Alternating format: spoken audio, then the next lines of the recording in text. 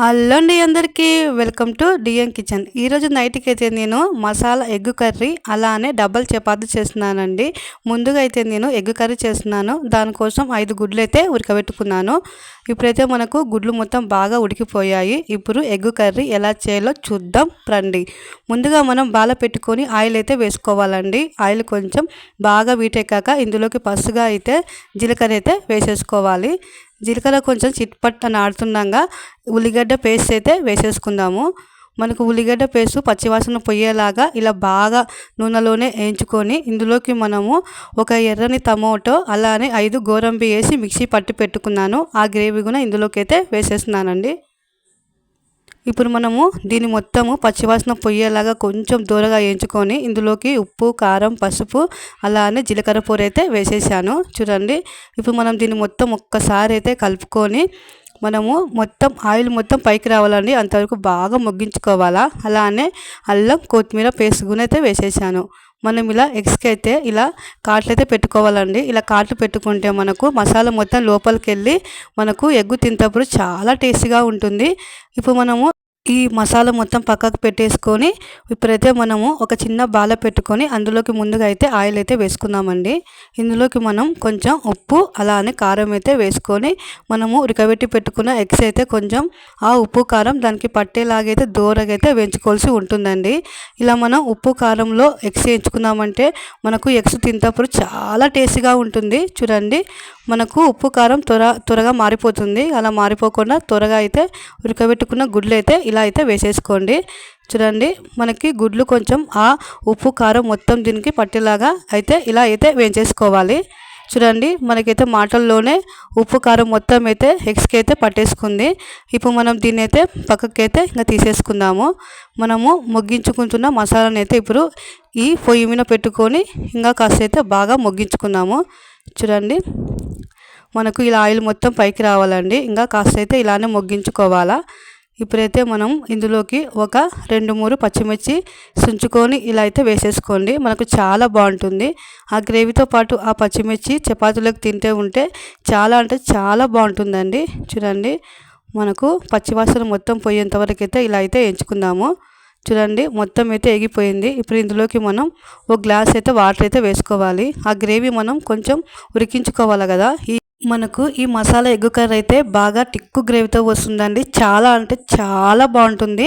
చూడండి, మనకైతే మసాలా మొత్తం అయితే ఉడికిపోతుంది. చూడండి, ఇప్పుడు ఇందులోకి మనమైతే ఉడకబెట్టి ఉప్పు కారంలో వేయించి పెట్టుకున్న గుడ్లు అయితే వేసేసుకుందాము.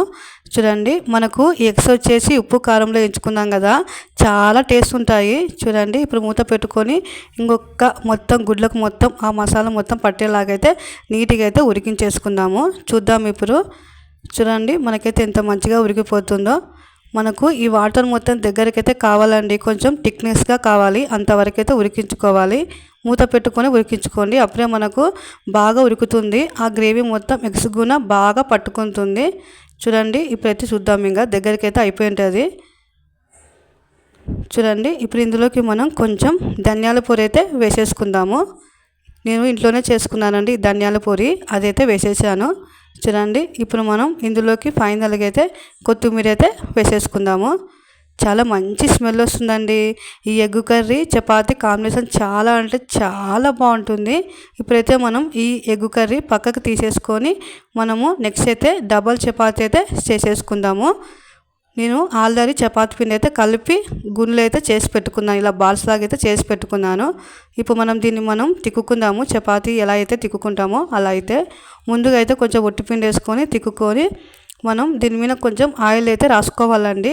అప్పుడే మనకు ఈ డబల్ చపాతీ బాగా పొంగుతుంది. టేస్ట్ కూడా చాలా అంటే చాలా బాగుంటుంది. చూడండి, ఒకటైతే తిక్కుకున్నాను నేను. ఇప్పుడైతే అన్ని ఇలానే తిక్కుకొని మీరు చపాతీ అయితే నీట్గా అయితే కాల్చేసుకోండి.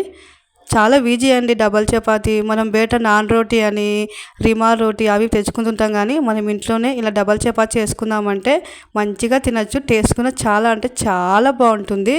చూడండి ఇప్పుడైతే చపాతీ తిక్కేసాను కదా, దీని మీద అయితే కొంచెం మనము ఆయిల్ అయితే ఇలా అయితే రాసుకోవాలి. ఇలా ఆయిల్ రాసుకోవడం వల్ల మనకు చపాతీ బాగా పొంగుతుంది, లేయర్గా వస్తుందండి. చూడండి ఇప్పుడైతే మనం ఒట్టిపిండి వేసుకొని మనము చపాతీ ఎలా తిక్కుంటామో అలా నార్మల్గానైతే చపాతీ అయితే ఇలానే తిక్కుకోవాలి. ఈరోజు నైట్ డిన్నర్ మీరేం చేసినారండి? నేనైతే ఎగ్గు కర్రీ అలానే డబల్ చపాతీ అయితే చేసేసాను. మార్నింగ్ అయితే గోంగూర పచ్చడి, అలానే వేడి అన్నం, అలానే పప్పుచారు అయితే చేశానండి. కాంబినేషన్ అయితే అదిరిపోయింది. మా ఆయన ఏది చేసినా కానీ, నేను ఏం చేసినా కానీ చాలా ఇష్టంగా తింటారండి. చూడండి చపాతీ అయితే మొత్తం అయితే తిక్కుతున్నాను. నేను ఆల్రెడీ పెన్నం అయితే పెట్టేసుకున్నానండి. ఇలా చపాతీ తిక్కే లోపల పెన్నం అయితే వేరెక్కుతుంది. చపాతీ అయితే మా చెల్లెలు అయితే కాలుస్తుందండి. నేనైతే చపాతీ అయితే ఇలా అయితే తిక్కుతున్నాను. మా చెల్లెలు అయితే చపాతీ అయితే కాలుస్తుంది. నాకు చాలా ఇష్టం అండి డబల్ చపాతీ ఎగ్ కర్రీ అంటే, చాలా ఇష్టంగా తింటాను. ఇప్పుడైతే చూడండి చపాతీ అయితే రెడీ అయితే అయిపోయింది. ఇప్పుడు మనము పెన్నం మీద వేసుకొని ఈ చపాతీ అయితే నీట్గా అయితే కాల్చేసుకుందాము. మనము చపాతీ వేసినామనే తిప్పకూడదండి, అతుకపోతుంది. కొంచెం కాలినాక మనము చపాతీ తిప్పినామంటే మనకు చపాతీ మంచిగా అయితే కాలిపోతుంది. చూడండి ఇప్పుడైతే మనం చపాతీ అయితే తిప్పేసుకుందాం. ఇంకా దీని మీద కొంచెం మనం ఆయిల్ వేసుకొని నీట్గా అయితే కాల్చుకుందాము, ఆ పక్క ఈ పక్క. చూడండి మనకి ఎంత మంచిగా కలర్ అయితే వచ్చేసిందో చపాతీ. నాకైతే ఇప్పుడే తిందామా అనిపిస్తుందండి. అందులో మేము నైట్ ఖచ్చితంగా చపాతీ తింటామండి. మార్నింగ్ టిఫిన్ తింటాము. ఆఫ్టర్నూన్ వచ్చేసి ఏదో ఒక సాంబార్, అన్నం, ఫ్రై ఐటమ్, పచ్చడి. నైట్ అయితే చపాతీ ఏదో ఒక కర్రీ అండి. కర్రీ అయితే తప్పకుండా అండి. ఇంకా కర్రీస్ ఏం లేవంటే ఇలా ఎగ్స్ అయితే చేసుకుంటాము మంచిగా అయితే. చూడండి మనకు చపాతీ అయితే ఎంత మంచిగా పొంగుతుందో. అక్కడైతే చపాతీ అయితే నేను తిక్కుతున్నాను. ఇలా మా చెల్లెలు అయితే నీట్గా అయితే కాలుస్తుందండి. చపాతీ చాలా బాగా కాలుస్తుందండి మా చెల్లెలి. నాకు మా చెల్లెలు చపాతీ కాలుస్తే ఇష్టమండి తినడానికి. చూడండి చేసిన 2-3 వంటలైనా మా చెల్లెలి వంటలు మటుకు చాలా బాగా చేస్తుంది. చూడండి మనకు మాటల్లోనే చపాతీ మొత్తం అయితే కాలిపోతుంది. ఇది కొంచెం మందంగా ఉంటుందండి, కాబట్టి అంచులు మొత్తం నీట్గా అయితే కాల్చుకోవాలా. చూడండి మనకైతే చపాతీ అయితే తయారైతే అయిపోయింది. మనము ఇంకో చపాతీ అయితే దీని మీద వేసుకొని ఇలానే కాల్చుకుందాము. ఈరోజు మీ ఇంట్లో ఏం డిన్నర్ చేసినారో కామెంట్ చేయండి ఫ్రెండ్స్.